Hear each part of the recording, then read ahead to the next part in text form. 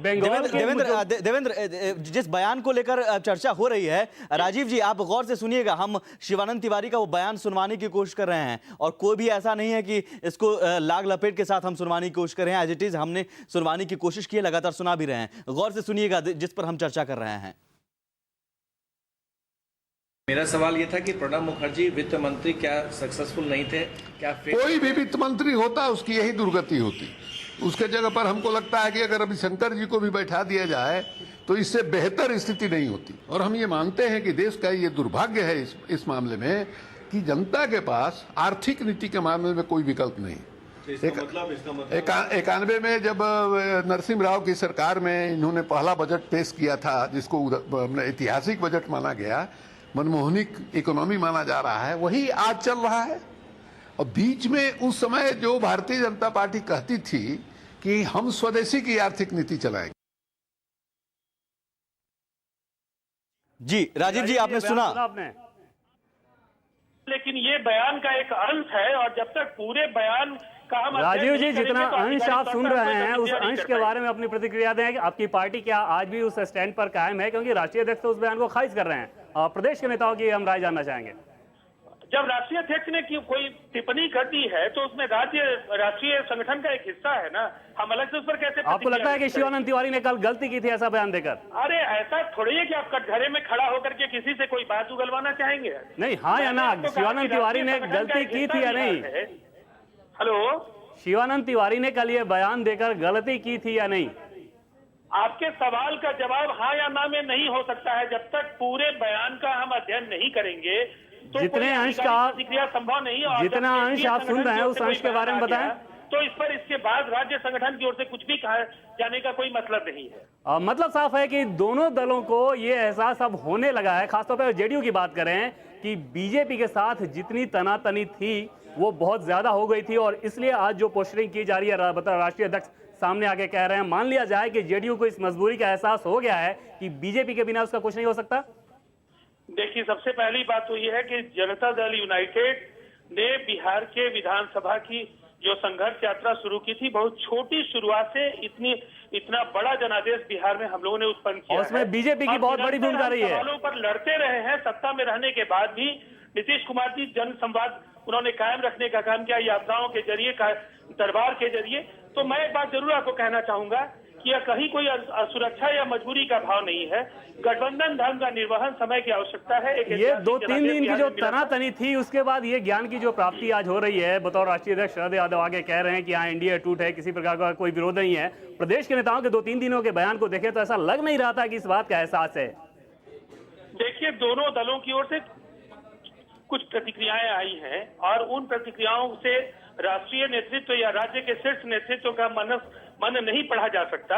मैं इतना जरूर कहना चाहूंगा कि कल की बातें हैं, आने वाले समय में बेहतर तरीके से हमारा गठबंधन आगे और मजबूत होकर के काम करेगा।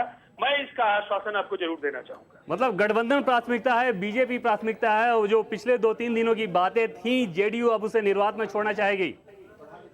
एक कहानी है ना कि छोड़ो कल की बातें, तो इसको ऐसा ही समझ लीजिए कि जो बातें बहुत सुखद एहसास नहीं पैदा कर सके तो बेहतर के लिए कल की बातें सोचिए। तो राजीव जी क्या ये बातें भी कल की हो गई जो सेक्युलर पीएम की बात कही गई थी? सेक्युलरिज्म का कमिटमेंट हमारा जग जाहिर है।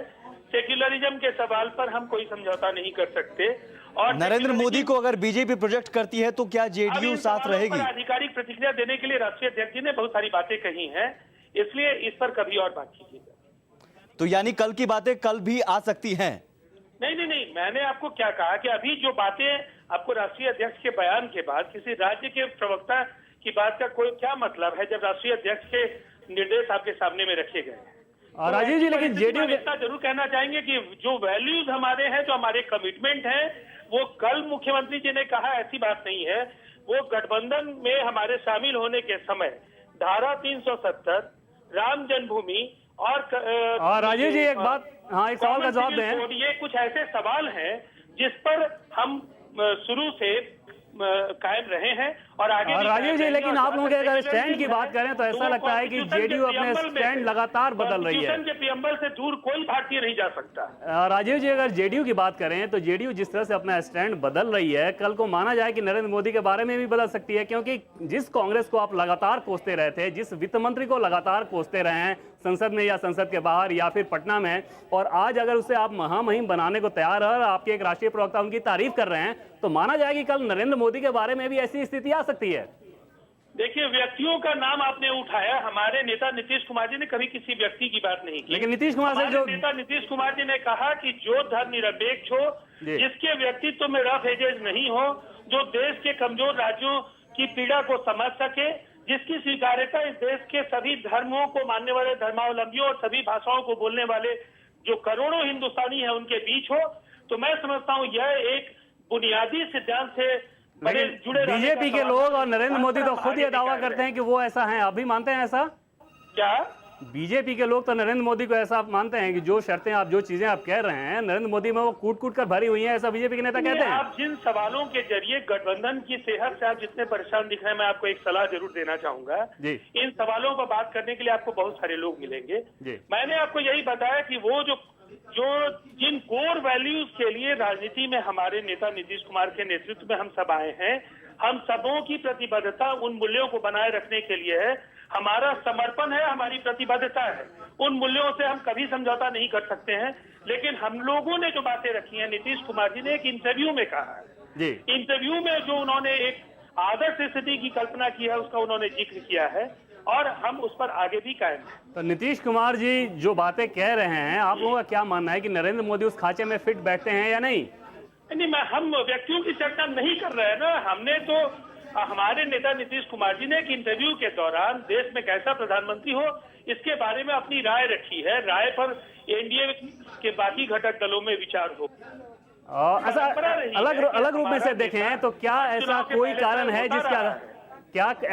कारण है जिसके आधार पर यह माना जाए कि नरेंद्र मोदी धर्मनिरपेक्ष नहीं है? क्योंकि अगर गुजरात के मुसलमानों की बात करें तो हाल के दिनों में ऐसे बहुत आंकड़े आए हैं जिनने ये दिखाया है कि वहाँ के मुसलमान भी उसी हिसाब से डेवलप हो रहे हैं जिस हिसाब से वहाँ के हिंदू हो रहे हैं। तो उस लिहाज से तो गुजरात के मुख्यमंत्री धर्मनिरपेक्ष हैं। कहा कि आप इस बहस को जिस तरह से किसी व्यक्ति विशेष के इर्द गिर्द केंद्रित करना चाहते हैं, जी।